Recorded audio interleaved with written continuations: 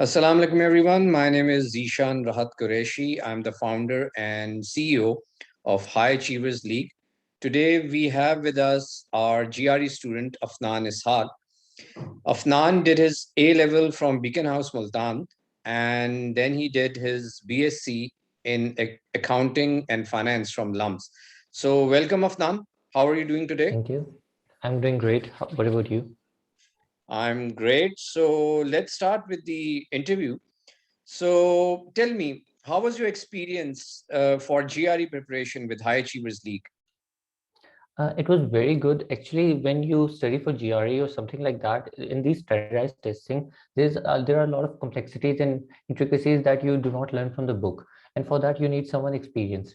That's where I really like High Achievers League because there I could understand certain tricks and tips that I wouldn't have sorry, I wouldn't have gotten from the books.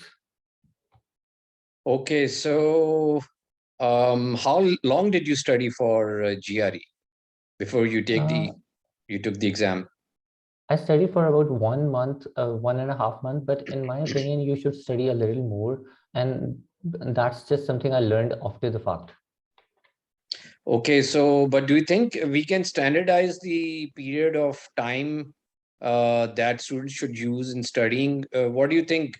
Maybe different students come up with, they have different initial level to start with. So, what would you say about that? Yeah, for me, like maths was really easy. I had to mostly focus on English. So if that's the case, then you cannot really standardize the time period here. All right. So, what was it that you were finding challenging in the verbal part? Um, Verbal part, math is something that you can learn really quickly. Like there's this formulas that you can remember and then practice it out. But for English, it's difficult. You learn the language by speaking, you learn the language by watching something, or you learn the language by reading books. That I did not do a lot throughout my childhood, and that's why I had a real difficulty with vocabulary mostly. Okay. So, how many words of vocabulary do you think you had prepared for the test? I I did like one list from a renowned company, a renowned book organization, but I did not do a lot.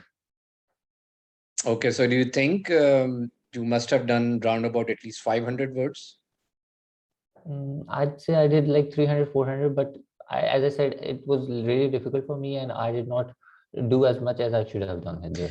So, well, it's all really great when it ends great. So you got a great score. So I think you covered up everything well. So, what suggestions would you like to give to students who are preparing for GRE right now? First, like I said, there's a lot of complexities here, and you really need to talk to someone who is experienced here, so that they can guide you through it. Because there are some things that you not do not get from books. Secondly, you have to practice a lot here, and lastly, there will be time management because it's not only just about your wits; it's also about your endurance because it's a 5 hour long test, and you have to really get through it. So, time management is really important here. Okay, so when you were practicing questions, were you doing timed practice or not? When I was learning, I was not doing time practice, but after that, when like near my test, I started doing time practice questions. Okay, all right. So I know that you graduated from LUMS and you were included in the dean's list in LUMS. So how has your experience been at that prestigious institution? Hmm. Uh, it's been really great because it not only like helped me throughout like university, but it also set me up for a good future. I made good memories, I made good friends, and I got to study good things because like when you compare it to other universities, there was something I saw my friend's master's assignment in UK, and that was something I had already studied in my freshman year.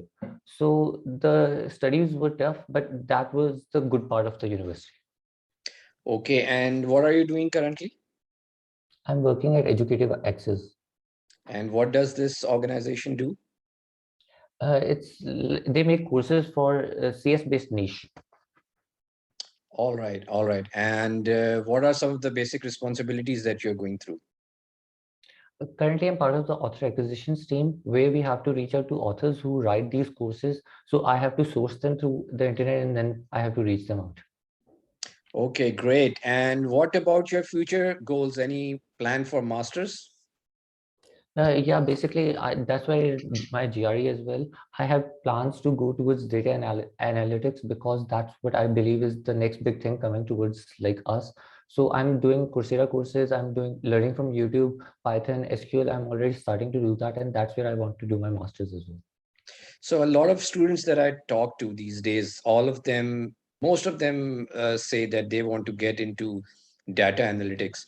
So have you surveyed, do you think there will be a lot of jobs in this field in the future, especially in North America? Yeah, I think there will be because a lot of companies are now moving towards data and online presence after the pandemic. So more and more jobs are creating on that, and as well as a lot of startups have started showing up that are using technology. Like my own organization is an education-based technology company. So that's why I think there will be a lot of opportunities in the future as well. Okay, Afnan, thank you so much for sparing your time and for being here with us. We wish you the best of luck in your future endeavors. So once again, thank you so much. No problem, Isaac. Thank you for having me. Thank you.